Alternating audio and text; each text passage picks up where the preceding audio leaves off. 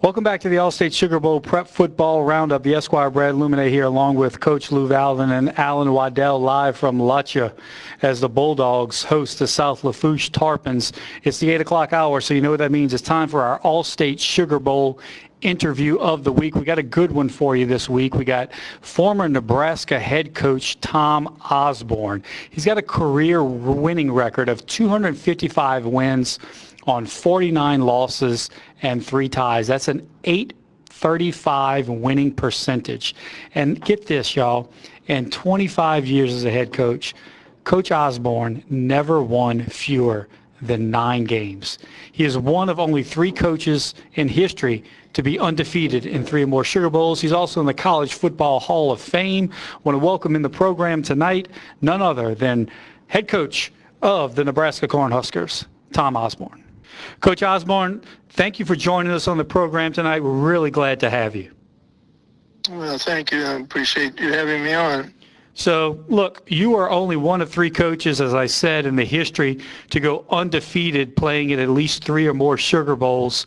You got a great win in 1974 against Florida, another one in 1985 against my alma mater, LSU, and then you had to do it again, so you came back in 87 and beat my Tigers again. And all 3 of those games actually wound up with Nebraska going into the game and trailing at some point, maybe it was first quarter, halftime.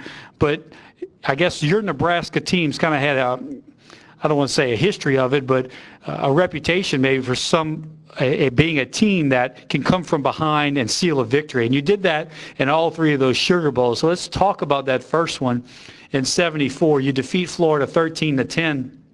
You trailed 10-0 going into the fourth quarter in that game, and actually one of your players who had been a previous guest on our show, Jimmy Burrow, actually showed up really big and got a 4th down stop for you in that game, helped seal the victory for you, correct?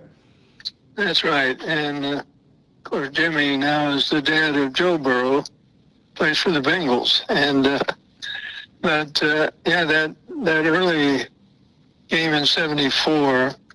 We had a bunch of turnovers. We had a really good quarterback, David Humm, and I think he had 3 or 4 interceptions. And finally, in the fourth quarter or second half sometime, I went with a number 2 quarterback named Terry Luck, and Terry kind of helped pull things together. Our defense played well, and we were able to win it because Florida had some good athletes, and and then, of course, later on we played LSU a couple times, and that always was a little bit daunting because it was almost like a home game for LSU. Right. But we managed to play well enough to win. I'm not sure any of those teams that we had down there were great teams because if you won the Big 8 conference and later the Big 12, you usually went to the Orange Bowl. And so we weren't conference champions in those years, but we had decent teams and managed to hang on and win. And, Coach, you were talking about that 1974 victory where you actually changed quarterbacks and wound up getting the win. But in 85, your quarterback at that time, Craig Sundberg, actually had the flu. And he went out there and played that game, not in the best condition, but actually led your Huskers. They had 28 unanswered points. So a quarterback issue in the first game, a quarterback issue in the second game, but your team able to overcome it. Yeah, it was, and of course, anytime a quarterback does well, it means a lot of the people around him did well too. And I think we played well defensively down there in almost all of those games, and so we were kind of fortunate to do that. I remember we played Alabama I was an assistant coach. We played Alabama, and they had Kenny Stabler at quarterback, and that wasn't a very good memory. We lost that game back in the 60s sometime, and so it wasn't all peaches and roses when we were in the Sugar Bowl. But I remember all those games fairly well, and remember the hospitality. The people in New Orleans were always very friendly and appreciated them. And the issue, of course, also with most of your players was that there was a lot of entertainment opportunities down there. A Couple of distractions. Other places, yeah. So keeping everybody on the straight and narrow. Yeah, there's been an issue. Yeah. We talked to Coach Beamer the other week, and he had one year where he was down to his third string kicker because one of them didn't make the trip for violating curfew. One of them violated curfew while they were on Bourbon Street, and then he's down to like a third string kicker. So you weren't the only coach to have that problem in New Orleans, trust me. Right. Well, no, I think of all the places we played bowl games, that probably the one where there were probably a few more distractions than any place was in New Orleans, although being down on beach was not real easy either. So, and one of the things that people don't realize is that so many northern schools, you're up here and you're playing in 30-degree temperatures, and humidity is usually somewhere around 15%. And so then most of the bowl games obviously are in warm climates, and that was always an issue, primarily humidity, going from almost no humidity to fairly high humidity. And then also sometimes we end up, we played the University of Miami 3 or 4 times in the Orange Bowl, and then LSU, of course, in the Sugar Bowl. And so it wasn't always easy. But on the other hand, we were always treated well and enjoyed the experience. Well, one thing I can say is, as a head coach, you acclimated your team very well to the humidity, and you did a very good job in getting your kids prepared to play, because in 25 years as a head coach, there was never a season when you won fewer than 9 games. And that's just an amazing feat if you think about it, to be able to go that long, that many years, and have that type of record. And what do you attribute that to, your success? Well, I had good players, obviously, and we had coaches that stayed the course. The average Division I coach in football, I think, stays in one place only about 3 years. It may be because they're let go, it may be because of different job opportunity, whatever. But the coaches I had, many of them were there for 20, 25 years. Wow. And so I appreciated that. And so I don't know, I would imagine in today's game, I might not have lasted, because the first 4 or 5 years I was at Nebraska, we went 9-3. I think we had a 10-2 season in there. We went to a bowl game every year, but we lost to Oklahoma every time. And it had kind of become a 1-game season. And so if you didn't beat Oklahoma, you had a bad year. And so I would assume if I didn't have Bob Devaney as athletic director, I'd been an assistant to Bob before he just became athletic director and made me the head coach, I might have been let go. And the patience with coaches has certainly grown somewhat shorter. I think the salaries, the money, and maybe all the exposure that you get, television and so on, has led to a shorter lifespan for a lot of coaches. And sometimes that's appropriate, and sometimes you pull the trigger too early, because a lot of coaches, maybe a little bit like myself, that didn't come in with overwhelming success, eventually kind of settled into the job and things got better. Well, when you first got started as a coach, after spending a couple of years in the NFL, you got started as a volunteer assistant at Nebraska. And that can be a little bit of, as you said, maybe a daunting task. The conditions probably not optimal.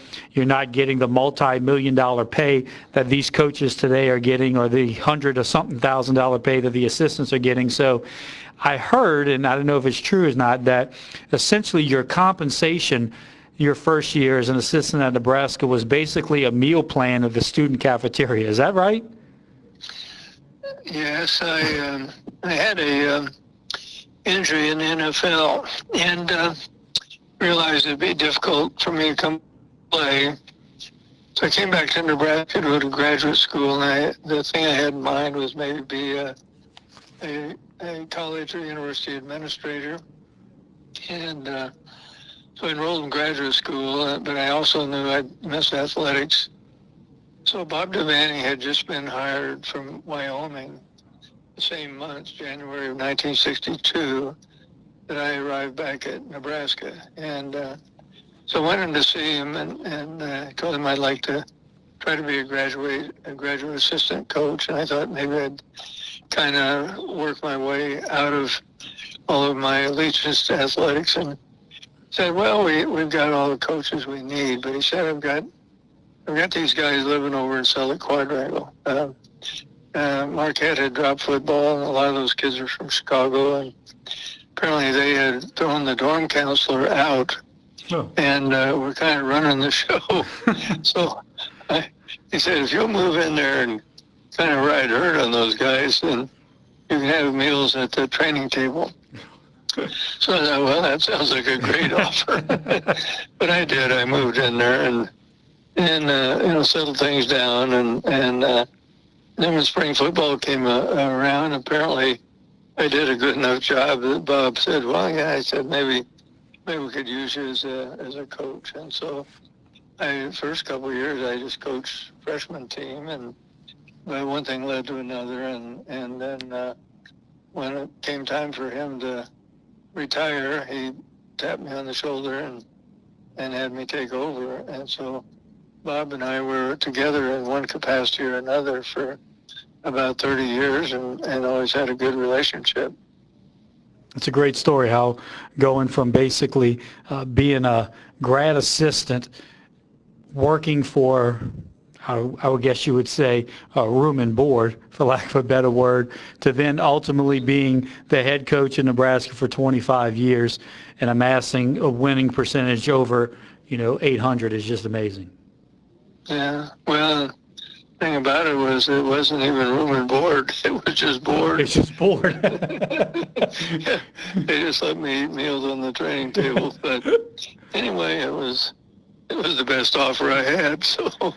And you made the best of it and parlayed that into a great career as the head coach in Nebraska. So, look, we really appreciate you stopping by, taking some time to chat with us tonight. And, Coach, everybody that comes on the show, what we do is I had to pass the bar exam, so I give the bar exam to all of our interviewees. So tonight, we're going to give you Brad's bar exam. Don't be worried. You don't have to study. It's just 30 seconds of true-false questions. I'm pretty much guaranteeing you that you can't get them wrong. So we're going to put 30 seconds on the clock, and we'll go through the questions, and you answer them true or false. You ready? I'm ready. Yeah. All right. True or false? You grew up in Omaha, Nebraska. That's false. You grew up in Hastings, Nebraska. That's correct. You won the Nebraska High School Athlete of the Year award. I think that's correct. You actually won the Nebraska College Athlete of the Year award. I think that's correct also. It must have been pretty easy to win. Well, true or false? You were the only athlete to win both of those honors. That's true. True or false? You have both a master's and a doctorate degree. That's true. You played 13 years in the NFL. That's false. You played 3 years in the NFL. That's true. If you count 1 year on the taxi squad with 49ers, then 2 years with the Redskins, I don't know how you count it. I'm going to count it as 3, Coach. True or false? You became a politician after your coaching career. That's true. You were elected the mayor of Hastings. That's false. You were elected to the Nebraska House of Representatives. That's correct. You have 3 children. That's correct. One of your children is Super Dave Osborne. That's false. All right, Coach, we're out of time. Appreciate it, calculating the results, and it looks like you did pass, so congratulations. In addition to your master's and doctorate degree, you have an honorary Juris Doctorate degree for passing the bar. Congratulations. Well, that's wonderful. That may be the toughest exam I ever had right there. Well, Coach, we appreciate you stopping by tonight, taking time to chat with us. Always a pleasure, and good luck to you. Well, thank you very much. All right, there he is, the head coach of the University of Nebraska for 25 years, Tom Osborne, member of the College Football Hall of Fame. Hey, we're going to take a break, but we're going to come back with more scores, more reports for you right here on the Allstate Sugar Bowl Prep Football Roundup, only on WWL.